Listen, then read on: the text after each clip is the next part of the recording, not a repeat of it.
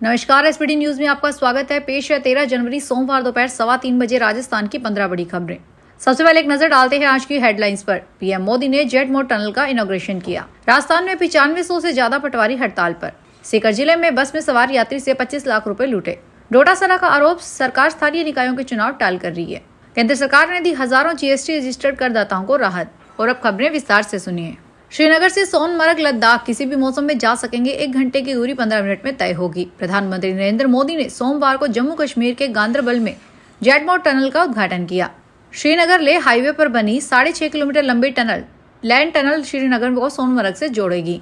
बर्फबारी की वजह से यह हाईवे 6 महीने बंद रहता है। टनल बनने से लोगों को ऑल वेदर कनेक्टिविटी मिलेगी। श्रीनगर लेह हाईवे पर गगनगीर से सोनमर्ग के बीच पहले 1 घंटे से ज्यादा समय लगता था। इस टनल के कारण अब यह दूरी 15 मिनट में पूरी हो सकेगी। इसके अलावा गाड़ियों की स्पीड 30 किलोमीटर प्रति घंटा से बढ़कर 70 किलोमीटर प्रति घंटा हो जाएगी। दुर्गम पहाड़ी वाले इस इलाके को क्रॉस करने में पहले 3 से 4 घंटे का समय लगता था। अब यह दूरी मात्र 45 मिनट में पूरी होगी। टूरिज्म के अलावा देश की सुरक्षा के लिए भी यह प्रोजेक्ट अहम है। इसमें लद्दाख तक सेना की पहुंच आसान होगी। यानी बर्फबारी के समय जो सामान सेना को एयरफोर्स के विमान लेकर जाना पड़ता था, अब वह सड़क मार्ग से ही कम खर्च में पहुंच सकेगा। राजस्थान में आज से पटवारी आंदोलन कर रहे हैं। राजस्थान पटवार संघ के बैनर तले पटवारियों ने अनिश्चितकालीन कार्य का बहिष्कार कर दिया है। प्रदेश भर में करीब 9,500 पटवारी हड़ताल पर चले गए हैं, जिसके चलते अब लोगों के नामांतरण खुलवाने, गिरदावरी करवाने व अन्य पटवार कार्यालय संबंधित कामों में परेशानी का सामना करना पड़ेगा। राजस्थान पटवार संघ के प्रदेश अध्यक्ष नरेंद्र कविया ने बताया कि 9 सूत्रीय मांगों को लेकर पटवार संघ ने हड़ताल की है।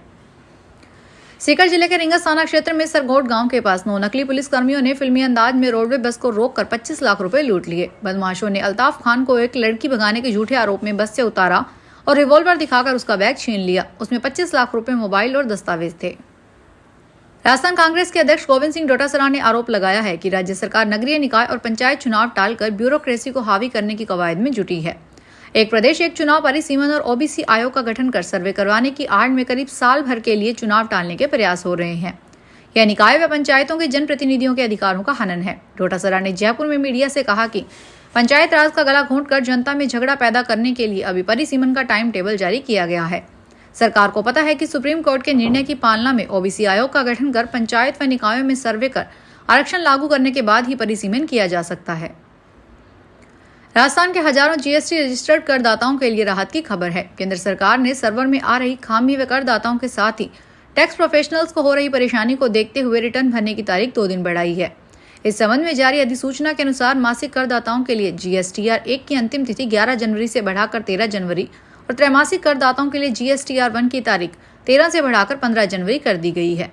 इसी प्रकार मासिक करदाताओं के लिए जीएसटीआर 3B की अंतिम तारीख 20 से बढ़ाकर 22 जनवरी और त्रैमासिक करदाताओं के लिए 24 से बढ़ाकर 26 जनवरी की गई है। अंतर्राष्ट्रीय पतंग उत्सव का आयोजन मंगलवार को जयपुर में जल महल की पाल को आयोजन में किया जाएगा। यह आयोजन सुबह 11 बजे से दोपहर 2 बजे तक चलेगा, जिसमें देश विदेश से आए पर्यटक पतंगबाजी के इस उत्सव का आनंद लेंगे। यह उत्सव विशेष रूप से पतंग प्रेमियों के लिए एक बेहतरीन अवसर है। यहाँ वे एक दूसरे के साथ पतंग के पेच लड़ाते हुए मौज मस्ती करेंगे। इस आयोजन में कई आकर्षक गतिविधियां होगी। इसमें पतंग प्रदर्शनी, लोक कलाकारों के नृत्य और संगीत की प्रस्तुति शामिल है।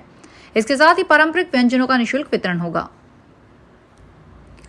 राजस्थान में भविष्य में होने वाली पूर्व प्राथमिक अध्यापक भर्ती के सिलेबस में बड़ा बदलाव किया गया है। अब पेपर की अवधि आधा घंटे घटाई गई है, जबकि पेपर के कुल अंकों में बढ़ोतरी की गई है। सबसे बड़ा बदलाव इस पेपर में राजस्थान के जीके का वेटेज शामिल किया गया है। अब इस पेपर में 300 में से 100 अंकों के सवाल राजस्थान के जीके से जुड़े होंगे। साथ ही राज्य सरकार ने शिक्षा विभाग में कार्यरत पूर्व प्राथमिक शिक्षकों को ग्रेड में संशोधन किया है और पदोन्नति का रास्ता भी खोल दिया है। राजस्थान के कुंभलगढ़ वन्य जीव अभ्यारण्य के इको सेंसिटिव जोन में स्थित लक्षेला झील के प्रभाग क्षेत्र में होटल आदि निर्माण के मामले में national environmental engineering research institute ने सुप्रीम कोर्ट में रिपोर्ट पेश कर दी है। राज्य सरकार ने कोर्ट को भरोसा दिलाया है कि इस मामले में रिपोर्ट का प्रशिक्षण कर कार्रवाई की जाएगी। सुप्रीम कोर्ट पहुंचे इस मामले में होटल, बगीचों और अन्य विकासात्मक गतिविधियों के कारण झील का जल प्रवाह बाधित होने व पारिस्थितिक संतुलन प्रभावित होने का मुद्दा उठाया गया है। सुप्रीम कोर्ट के निर्देश पर नीरी ने रिपोर्ट पेश कर दी है, जिसमें झील के प्रवाह क्षेत्र में होटल और लैंडस्केप गार्डन जैसी कई निर्माण होने की जानकारी दी गई है। सीकर जिले के डॉक्टर वीके जैन ने एक अनोखा रिकॉर्ड बनाया है। उन्होंने एक दिन के अंदर एक जगह पर 1000 से अधिक पीपल के पेड़ लगाए हैं। ऐसा करने वाले डॉक्टर वीके जैन पहले शख्स हैं। इससे पहले एक ही प्रजाति के पेड़ एक जगह पर किसी ने नहीं लगाए हैं। डॉक्टर वीके जैन ने एक ही पार्क में 1001 पीपल के पेड़ लगाए हैं, इसलिए इनका नाम अब इंडिया बुक ऑफ रिकॉर्ड्स में भी दर्ज हुआ है। इसके लिए इन्हें मेडल और सर्टिफिकेट देकर सम्मानित किया गया है। आपने बकरी के चारा खाने की तस्वीरें कई बार देखी होगी। यह सब जानते हैं कि बकरी घास खाती है, लेकिन राजस्थान में जैसलमेर जिले में एक ऐसा मामला सामने आया है जहां बकरी चारा नहीं बल्कि कांच और सेरेमिक मेटल के टुकड़े खा जाती है। इसको खाने के बाद जब बकरी बीमार पड़ी तब इस मामले का खुलासा हुआ। पशु चिकित्सालय में बकरी का ऑपरेशन कर उसके पेट से भारी तादाद में कांच के टुकड़े और सेरेमिक मेटल के टुकड़े निकाले गए। जानकारी के अनुसार जैसलमेर शहर निवासी पशुपालक छगन सिंह की बकरी हाल ही में बीमार हो गई। इस पर वे अपनी बकरी को लेकर पशु चिकित्सालय गए। वहां उन्होंने डॉक्टर को बताया कि उसकी बकरी पिछले 10 दिनों से कुछ खा पी नहीं रही है। चेकअप के बाद डॉक्टर ने बकरी के पेट में कांच के टुकड़े और मेटल के टुकड़े होने की बात बताई। मकर संक्रांति इस वर्ष 3 साल बाद फिर से 14 जनवरी को मनाई जाएगी। इससे पहले 2021 में 14 जनवरी और उसके बाद वर्षों में 15 जनवरी को यह पर्व था। इस बार संक्रांति का मुख्य वाहन बाघ और उपवाहन अश्व है। यही नहीं, 19 साल बाद दुर्लभ और भौम पुष्य योग का संयोग बन रहा है। लोग पवित्र नदियों स्नान करने के साथ ही तिल, गुड़, कंबल आदि का दान पुण्य करेंगे। कुंभ का शाही स्नान भी इसी दिन होगा। पंडितों के अनुसार माघ कृष्ण प्रतिपदा 14 जनवरी मंगलवार को सुबह 8:56 पर भुवन भास्कर सूर्यदेव धनु राशि को छोड़कर मकर राशि में प्रवेश कर रहे हैं। इस दिन ही मल मास समाप्त हो रहा है और शुभ व मांगलिक कार्य पुनः प्रारंभ हो जाएंगे। मकर संक्रांति का पुण्य काल सूर्योदय से दोपहर 3:19 तक रहेगा। मकर संक्रांति प्रवेश से पूरे वर्ष का शुभाशुभ फल जानने की परंपरा है। बीकानेर में दिवंगत राज्य कर्मचारियों के आश्रित रूप में अनुकंपावत नियुक्ति प्राप्त कनिष्ठ सहायकों की हिंदी एवं अंग्रेजी कंप्यूटर टंकन गति परीक्षा 19 जनवरी सुबह 10 बजे से बीकानेर में राजीव गांधी सेवा केंद्र में आयोजित की जाएगी। टंकन परीक्षा का आयोजन टाइपिंग एग्जाम सॉफ्टवेयर के माध्यम से ऑनलाइन किया जाएगा। पंजाब के शाही शहर पटियाला के ऐतिहासिक किला मुबारक में स्थित होटल रणवास द पैलेस का उद्घाटन आज रद्द कर दिया गया है। सीएम मान इसका उद्घाटन करने वाले थे, लेकिन सीएम इसे स्थगित कर दिया गया है। अब मंगलवार को दोपहर 12:30 बजे इसका उद्घाटन होगा। सरकार का दावा है कि यह सिख महल में बना दुनिया का एकमात्र होटल है। अब राजस्थान की तर्ज पर यहाँ भी होटल डेस्टिनेशन वेडिंग को बढ़ावा दिया जाएगा। इससे पर्यटन को भी बढ़ावा मिलेगा।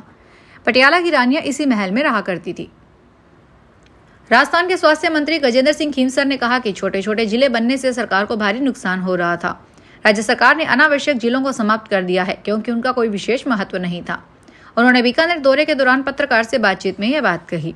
उन्होंने कई महत्वपूर्ण मुद्दों पर चर्चा की। उन्होंने कहा कि सरकार विकास के लिए काम कर रही है। चूरू जिला पिछले 24 घंटों में शीतलहर की चपेट में रहा। कल यहां पूरे दिन सूर्य नहीं निकला और सर्द हवा के कारण ठिठुरन रही। चूरू में अधिकतम तापमान 12 डिग्री रहा, जो प्रदेश के दिन में सबसे कम तापमान है।